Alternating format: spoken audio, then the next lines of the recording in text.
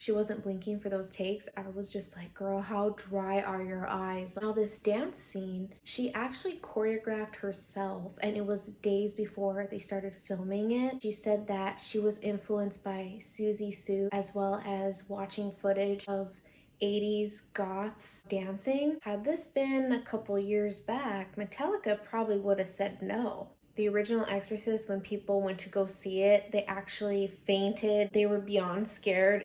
It was a whole thing. So first things first, let's talk about Wednesday. Now, I'm sure you and the whole world has seen this series already, and it is literally to die for. There's so much to talk about, but some points I really want to make specifically are about Jenna, goth culture, and just how they got to where they are with this hit series. Now let's talk about Jenna. She's 20 years old, a Latina. I learned she's half Puerto Rican. I knew she was Mexican, but she's half Puerto Rican, half Mexican, and for her to have this role, this attention and spotlight on her is just so well deserved. While watching the series, I forgot I was watching an actress portray Wednesday and thought, like, this is real. Like, Wednesday and the Addams Family are totally real, and we're just watching their lives like it's the Real Housewives, but the spooky version. Now, the one scene that everyone talks about is that dance scene, which, I mean, spooky goth girl, like, it's everything, you know. First of all, to bring the Cramps to just like mainstream, I know the Cramps have been around for a while, but some people have never heard of the Cramps. Goth culture is kind of like this thing that Tim Burton has brought with all of his movies and projects in the past, but specifically with this series, it's just introducing that to newer audiences, which I totally love, specifically goth music and style. Now this dance scene,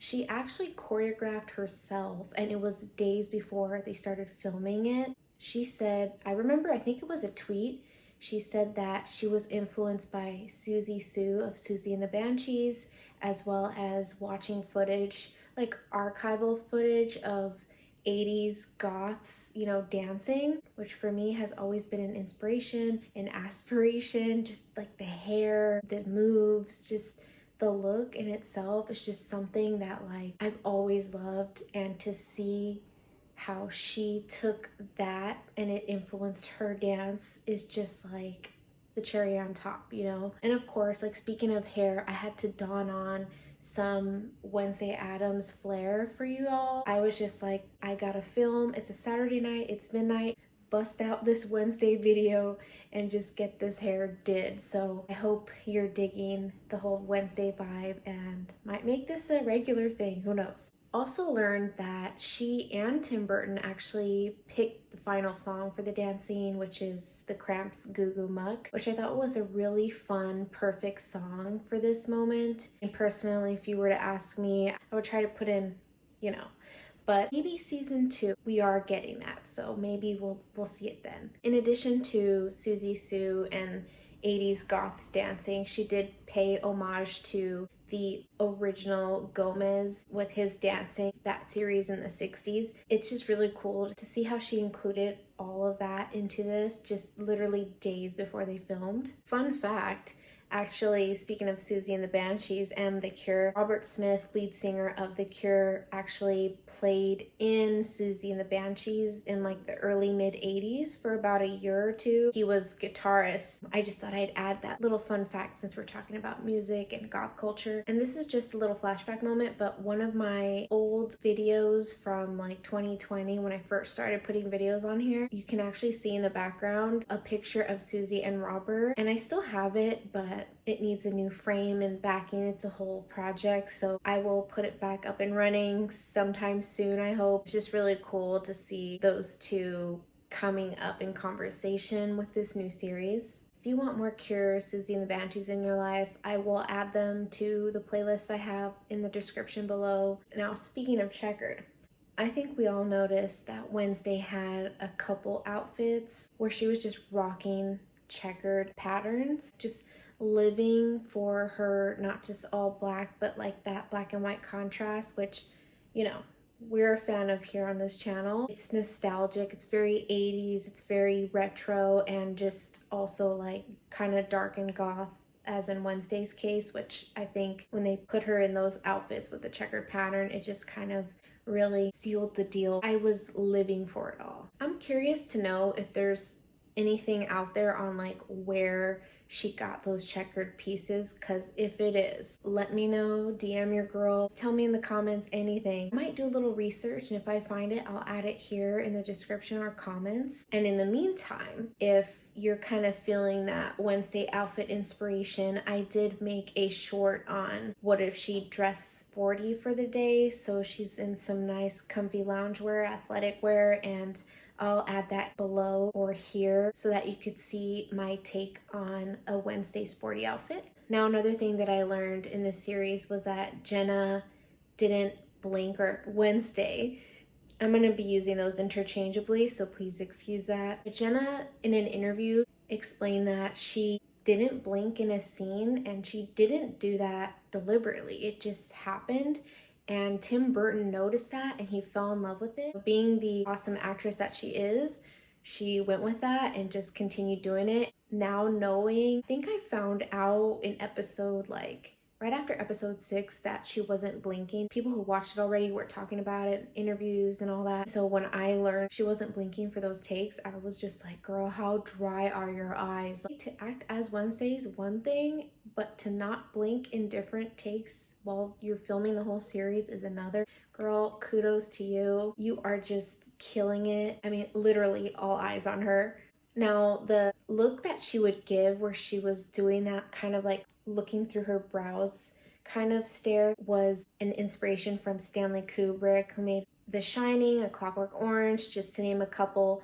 But you'll see characters in those two movies, horror classics, might I add. You'll see Jack Nicholson's character, the main character in A Clockwork Orange. They do that kind of stare through the brows. That's something that Jenna also took inspiration from for this take on Wednesday. Now, other than Jenna, I want to add that Fred Armisen as Uncle Fester, that was just beautifully cast, and now I just cannot unsee that, you know what I mean, in a good way. Uncle Fester and Fred Armisen, like that was just the perfect pick, you know. I've been a fan of Fred from Los Spookies, and then there's Portlandia. Fred Armisen is just naturally funny. Recently, he was at a record store in LA just playing like punk music on a guitar and singing, and you know, it's just like, Fred, what can't Fred do? I highly recommend, if you're into that darkness of Wednesday and that kind of like some of that humor, I would highly recommend checking out Los Spookies, which Fred is also in. It's just another awesome dark comedy show. Next on the list is Stranger Things and Metallica. We all know the Eddie Munson scene where he busts out the guitar in the Upside Down and Master of Puppets is playing. Had this been a couple years back, Metallica probably would have said no.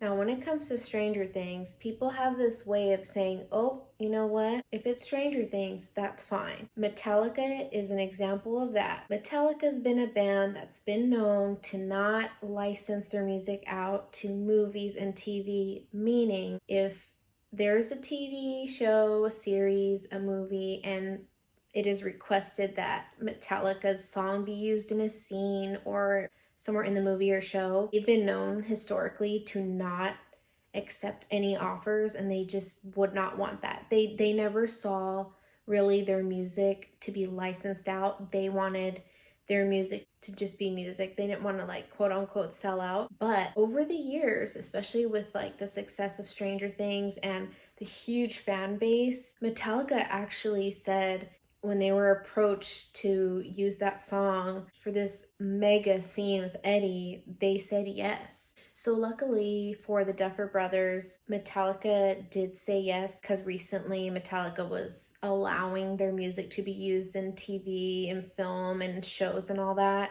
So, I mean, the timing was just perfect. That song, pure perfection for that scene. The fact that they used Master of Puppets and not like Enter Sandman or any of their more known like later songs. I also love that they stuck with like 80s, because, you know, we're in the 80s era in Stranger Things, which if you know this channel. The 80s are the best, in my personal opinion. Another reason Metallica had accepted that offer was because they love what Stranger Things has done with music in the show and how pivotal they are to scenes. How they marry the music to the scenes and the story is what Metallica also really loved. And so they were like, okay, yeah, where do we sign? Can you imagine that paycheck to Metallica? I mean, that ain't no chump change, I'll tell you that right now, because music like that, to play that long in a show like that, in a scene, like the music makes the scene, we're talking big money. Having experience with that, it's just, we're talking multi-million-dollar deal here.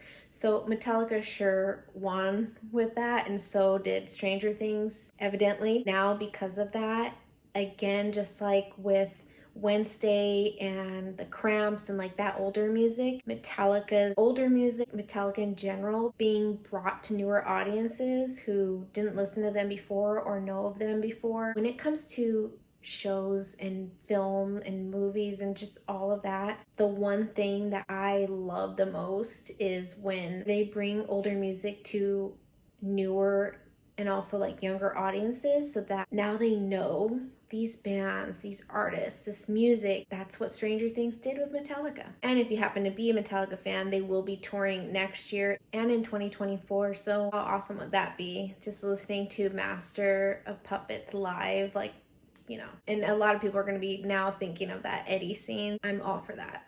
Now, for all my spooky horror movie fans out there, there's going to be a reboot of The Exorcist, but this time it's going to be a trilogy. So you know how they did with Halloween and like Halloween Kills, Halloween Ends and all that? There were 3 movies for that. They're going to do something similar for The Exorcist, and that I believe is supposed to come out in 2023, actually next year in October, which very fitting for spooky month. They're in the works. That's Universal Pictures and Blumhouse along with Peacock. They actually did a $400 million deal to do all this. They should be in production right now. So this is actually a thing that's happening. And I'm sure a lot of people have a lot to say about this. I know I do, as someone who loves and fears the original Exorcist from 1973. I mean, that movie is old, yes. We're talking next year, it's going to be 50 years old, okay? But that movie, like, I look, I've seen a lot of scary movies, a lot of horror, okay? I love it. But there are few I can count on my hand, very few, that really scare me and still do every time I watch them. The original Exorcist is one of those. The fact that they're gonna be remaking this, or they said it was gonna be a sequel, but the fact that they're bringing this back in a new installation is just like the anticipation, the expectation, like what is it gonna be? How are they gonna, not necessarily top that, because I don't know if you can top the original, but you know, what are they gonna do? Like, how are they gonna make it their own, but also spook people to death like they did people and myself? I don't know if you know this, but the original Exorcist, when people went to go see it, they actually fainted. They were beyond scared. It was a whole thing. So I don't know if this new installment of The Exorcist is gonna do the same thing, but if it does, they have large shoes to fill. Now, some of the cast has been confirmed, at least from what I've seen, what I know. One of them being Leslie Odom Jr. from Hamilton. He will be playing a father of a possessed child, so look out for him in this new installment. You'll also see Anne Dowd from Hereditary and The Handmaid's Tale. Expect to see her in there. However, out of everyone, the OG, the person I'm most stoked to see back is Ellen Burstyn herself. Yes, the original mom from The Exorcist. She is coming back to reprise her role as the mom, and just that continuation from like what happened after the first one. Similar to how we talked about Metallica possibly not being the ones who would have done the Stranger Things Eddie Munson scene. Kind of a similar situation with Ellen.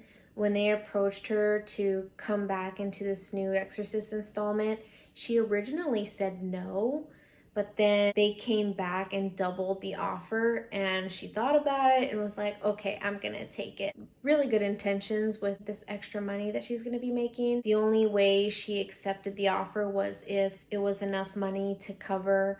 She has this scholarship for a master's program for new young actors, so she wanted to have enough money to fund that scholarship program. And Universal Pictures offered her that. She was down, so you'll see her in this, which I'm really excited to see her. This is 50 years later, so Ellen's still doing her thing, and I gotta give it to her. I mean, she was nominated for an Academy Award for Best Actress for the original Exorcist, so, just so we know who we're dealing with here. Now, if we didn't talk about Linda Blair in this and how we would love for her to come back, I mean, I would, because her as Reagan in the original, I mean, straight up took her to stardom back in the 70s.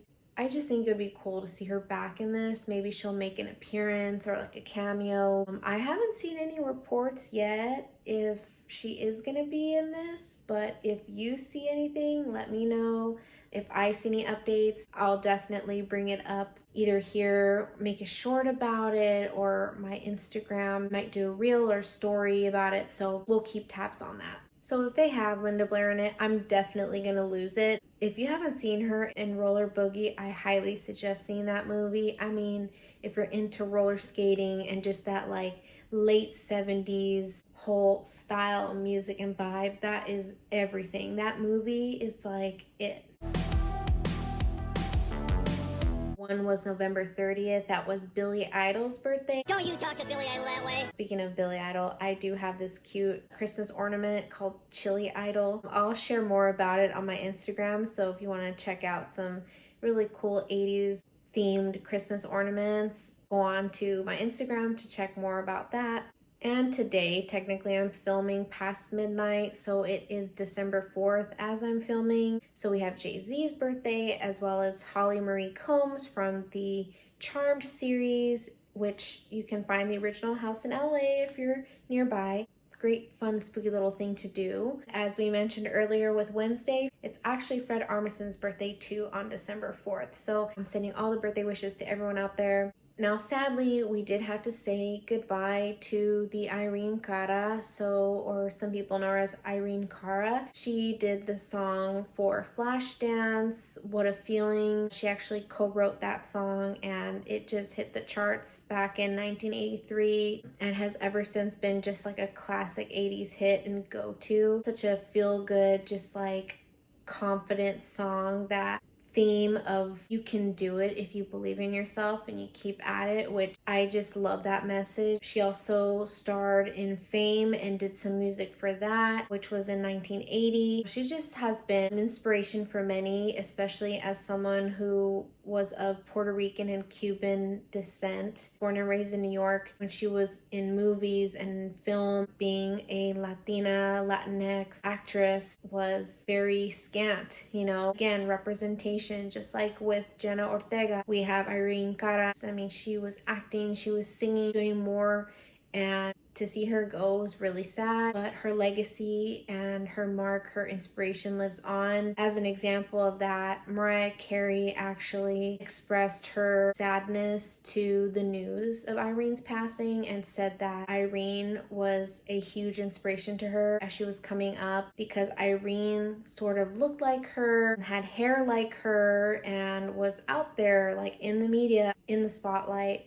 And that is something Mariah aspired to do. It was just really sweet to read that message from Mariah and how much Irene meant to her. Just an idea of how much of an impact she made on the biggest music stars of today. We also had to say goodbye to Fleetwood Mac member Christine McVie, who passed on November 30th at age 79. Stevie Nicks said that she was her best friend in the whole world, and I cannot imagine losing your best friend. She did a beautiful tribute to Christine. If you're a Fleetwood Mac fan, I'm sure you know, but I also wanted to add that to today's video. And that's the wrap up on today's nostalgic news and spooky tea weeks. I will be back with another video talking about more nostalgic news and spooky tea. If you have any recommendations or suggestions of topics you want me to talk about, let me know. You can leave me a comment here. You can DM me on Instagram at the.nostalchica. In between YouTube videos, I do reels and stories on more nostalgic news and spooky tea, so if you want more of that, it's definitely there.